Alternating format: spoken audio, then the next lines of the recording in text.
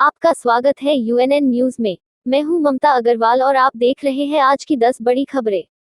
आइए अब देखते हैं प्रमुख खबरें। मेघालय उच्च न्यायालय ने राज्य सरकार से मेघालय निवासियों की सुरक्षा और संरक्षा अधिनियम MRSSA के तहत सुविधा केंद्र स्थापित करने के उद्देश्य को स्पष्ट करने को कहा है। न्यायालय ने सरकार से यह निर्दिष्ट करने के लिए भी कहा कि क्या राज्य के पास निवासियों के मौलिक अधिकारों को बाधित किए बिना असामाजिक तत्वों को बाहर निकालने के लिए कोई अन्य प्रभावी तंत्र या नहीं, और क्या यह केवल सुविधा केंद्रों के निर्माण के माध्यम से किया जा सकता है। अदालत की एक खंडपीठ ने कहा कि यह प्रथम दृष्टया स्पष्ट है कि मेघालय राज्य के पास विभिन्न संवैधानिक प्रावधानों के तहत प्रदत्त शक्तियों का प्रयोग करते हुए MRSSA 2016 को लागू करने की विधायी क्षमता थी। हालांकि अदालत के अनुसार यह मुख्य सचिव द्वारा दायर हलफनामे के से भी स्पष्ट है, विशेष रूप से उसके अनुच्छेद 21 की MRSSA 2016 की धारा 17 और 18 के तहत सुविधा केंद्र स्थापित करने का उद्देश्य केवल किराएदारों के सत्यापन और किसी भी ज्ञात असामाजिक तत्वों और वांछित अपराधियों को बाहर निकालने के लिए है। अदालत ने सरकार को एक स्पष्ट और बेहतर स्पष्टीकरण देकर एक नया हलफनामा दाखिल करने की स्वतंत्रता दी कि राज्य किस तरह से MRSSA 2016 के प्रासंगिक प्रावधानों के तहत स्थापित किए जाने वाले सुविधा केंद्रों का उपयोग करना चाहता है। हलफनामा सुनवाई की अगली तारीख को या उससे पहले दायर किया जाना है। मेघालय के पूर्व मुख्यमंत्री और कांग्रेस के दिग्गज नेता मुकुल संगमा ने 21 सितंबर को कोलकाता में तृणमूल कांग्रेस TMC के महासचिव अभिषेक बैनर्जी से मुलाकात की, जिसके बाद मेघालय के राजनीतिज्ञ हलकों में अटकलों का बाजार गर्म हो गया। मालूम हो कि मुकुल संगमा को कथित तौर पर AICC द्वारा नजरअंदाज कर दिया गया था जब सांसद विंसेंट एच पाला को राज्य पार्टी प्रमुख बनाया गया था।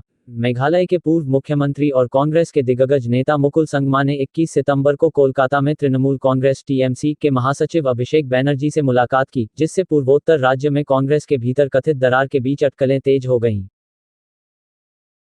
भाजपा ने मेघालय जनतांत्रिक गठबंधन MDA सरकार से सौभाग्य योजना के कार्यान्वयन में कथित अनियमितताओं की जांच 3 महीने के भीतर पूरी करने और निष्कर्षों को सार्वजनिक करने को कहा है। The Slovakia scheme was, where the CM has given a clarification that they will constitute the inquiry committee. So I have clearly stated that please finish within the time frame, and I have advised in that meeting 3 months. Within 3 months, all the inquiry should be complete and it should be placed in the public domain. So that means the VT will continue, not just continue to raise cases against corruption, but also will follow the issues that have already been raised. Yes. Yeah. Meghalaya के पश्चिम खासी hills जिले में स्थित सिजलीह गांव में मंगलवार को एक चौंकाने वाली घटना में 2 शव किराए के मकान के अंदर मिले। पश्चिम खासी हिल्स जिले के पुलिस अधीक्षक HG लिंगदोह ने कहा कि नोंगस्टोइन PS को मंगलवार सुबह 11:30 बजे सूचना मिली कि एक 25 वर्षीय पुरुष ने खुद को फांसी लगा ली है। मौके पर पहुंचने पर पुलिस को एक और 26 वर्षीय महिला का शव मिला, जो उस व्यक्ति की पत्नी थी जिसने खुद को लटका लिया था। SP ने यह भी बताया कि दंपति की 6 महीने की बेटी बिस्तर पर जिंदा मिली थी। बच्चे को तुरंत मेडिकल जांच के लिए सिविल अस्पताल ले जाया गया और बाद में परिजनों को सौंप दिया गया। क्राइम सीन यूनिट के अनुसार पति ने मौके पर मिले धारदार चाकू से पत्नी की हत्या कर दी और फिर आत्महत्या कर ली। इसकी सूचना SP को दी गई। चश्मदीदों के माध्यम से यह भी पता चला कि दरवाजे के प्रवेश द्वार को भी अंदर से बोल्ट किया गया था। सभी प्रमुख प्रदर्शनों को जब्त कर लिया गया है और फोरेंसिक लैब में भेज दिया जाएगा और इस संबंध में नोंगस्टोइन P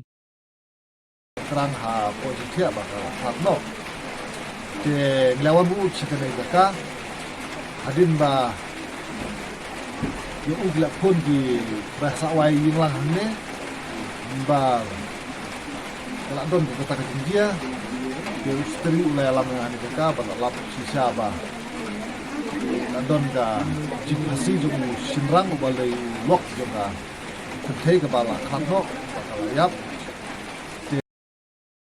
मणिपुर पुलिस ने प्रतिबंधित उग्रवादी संगठन पीपल्स रिवोल्यूशनरी पार्टी ऑफ कंगली पाक प्रोग्रेसिव के एक एक्टिव कैडर को इम्फाल पश्चिम जिले से गिरफ्तार किया है। एक वरिष्ठ अधिकारी ने बताया कि उसके पास से भारी मात्रा में IED सामग्री जब्त की गई है।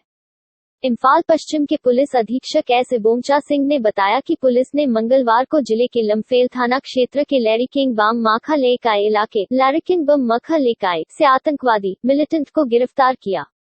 पुलिस ने गिरफ्तार विद्रोही के कब्जे से भारी इम्प्रोवाइज्ड एक्सप्लोसिव डिवाइस IED सामग्री जब्त की है। सुप्रीम कोर्ट ने बुधवार को महिला उम्मीदवारों को राष्ट्रीय रक्षा अकादमी (एनडीए) की परीक्षाओं में बैठने की अनुमति देने के अपने अंतरिम आदेश को रद्द करने से इनकार कर दिया है। दरअसल मंगलवार को रक्षा मंत्रालय ने कोर्ट से नवंबर में होने वाली एनडीए परीक्षा के जरिए महिलाओं को सेना में शामिल करने से छूट देने की प्रार्थना की थी।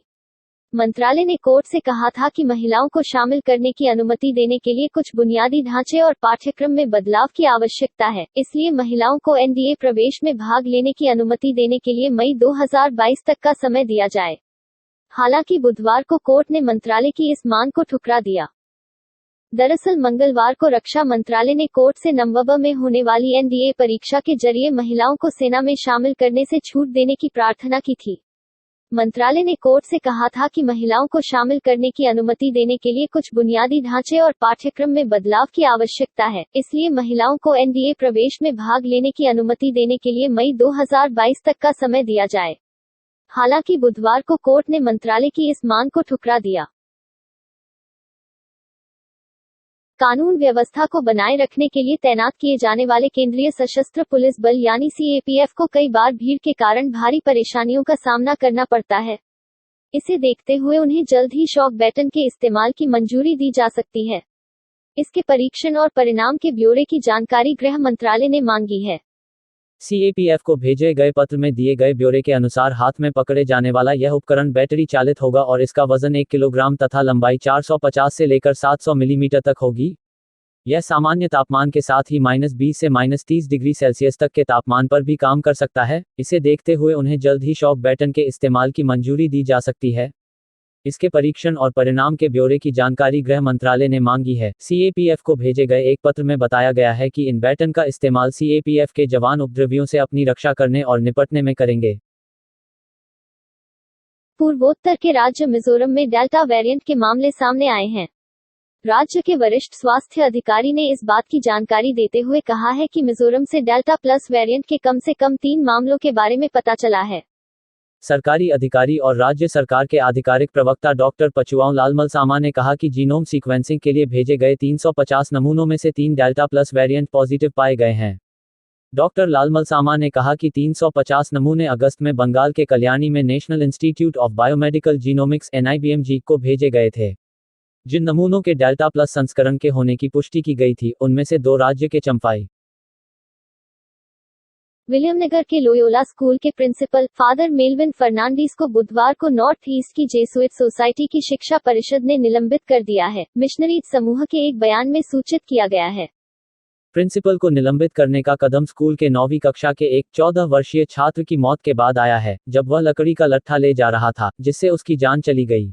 स्कूल प्रमुख द्वारा छात्रों को ऐसे श्रम कार्य में शामिल करने का निर्णय, जो मानदंडों के विरुद्ध है, दुर्घटना का कारण बना जिसके परिणामस्वरूप मृत्यु हो गई। जेसुइट सोसाइटी का बयान पढ़ता है, पूर्वोत्तर भारत के जेसुइट सोसाइटी की शिक्षा परिषद ने लोयोला स्कूल, दावाग्रे, पूर्वी गारो हिल्स जिले के मास्टर चेरियन बिमिक एमसंगमा की अचानक और चौंकाने वाली मौत के बारे में जानकर उन परिस्थितियों की तत्काल जांच शुरू कर दी है, जिनके कारण छात्र की मौत के लिए।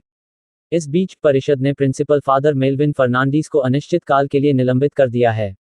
युवा चेरियन की असामयिक मृत्यु हृदय विदारक है और उसके माता पिता और रिश्तेदारों का दर्द अथाह है। परिषद को जीवन के नुकसान के लिए ईमानदारी से खेद है और सच्चाई और न्याय के लिए प्रतिबद्ध है। इस प्रेस विज्ञप्ति के माध्यम से परिषद माता पिता को अपने प्यारे बेटे के खोने पर अपनी हार्दिक संवेदना व्यक्त करना चाहती है। उत्तर प्रदेश के आतंकवाद निरोधी दस्ते ने देश के सबसे बड़े धर्मांतरण रैकेट का भंडाफोड़ किया है। वह इस्लामिक विद्वान मौलाना कलीम सिद्दीकी को मेरठ से गिरफ्तार कर लिया। यूपीएटीएस के मुताबिक सिद्दीकी को धर्म परिवर्तन कराने के आरोप में अरेस्ट किया गया है। उनका नाम उमर गौतम मामले की जांच के दौरान सामने आया था। उमर को जून में पुलिस द्वारा कथित रूप से धर्मांतरण रैकेट चलाने के आरोप में गिरफ्तार करने के बाद जेल में डाल दिया गया था। इंटेलिजेंस गैदरिंग के दौरान ये तथ्य प्रकाश में आए कि मौलाना कलीम सिद्दीकी पुत्र स्वर्गीय हाजी अमीन निवासी फुलत जनपद मुजफ्फरनगर, जो अधिकांशतः दिल्ली में निवास करता है, अवैध धर्मांतरण के कार्य में लिप्त है और विभिन्न प्रकार की शैक्षणिक, सामाजिक व धार्मिक संस्थाओं की आड़ में अवैध धर्मांतरण का कार्य देशव्यापी स्तर पर किया जा रहा है। जिसके लिए विदेशों से भारी फंडिंग प्राप्त की जा रही है और इस अवैध धन का प्रयोग वृहद स्तर पर तेजी से धर्मांतरण कराया जा रहा है। अभी तक की जांच के अनुसार मौलाना के ट्रस्ट के खाते में 1.5 करोड़ रुपया एक मुश्त बहरीन से आया है तथा अब तक की जांच से कुल 3 करोड़ रुपए के फंडिंग के साक्ष्य प्राप्त हुए हैं। इसी क्रम में बीती रात लगभग 9 बजे मौलाना कलीम सिद्दीकी उपरोक्त को जनपद मेरठ से उत्तर प्रदेश एटीएस के द्वारा गिरफ्तार किया गया है और यहां मुख्यालय लाकर माननीय न्यायालय के समक्ष मेडिकल कराने के बाद प्रस्तुत कर दिया गया है। फर्दर जो विवेचना के लिए पुलिस कस्टडी रिमांड हेतु भी अनुरोध किया गया है, जो कि माननीय न्यायालय में विचाराधीन है। पूरे प्रकरण को सुपरवाइज करने के लिए 6 टीमों का गठन किया गया है। अब वक्त हो चला है आपसे विदा लेने का। कल आपसे फिर मुलाकात होगी, तब तक के लिए शुभ रात्रि। जय हिंद।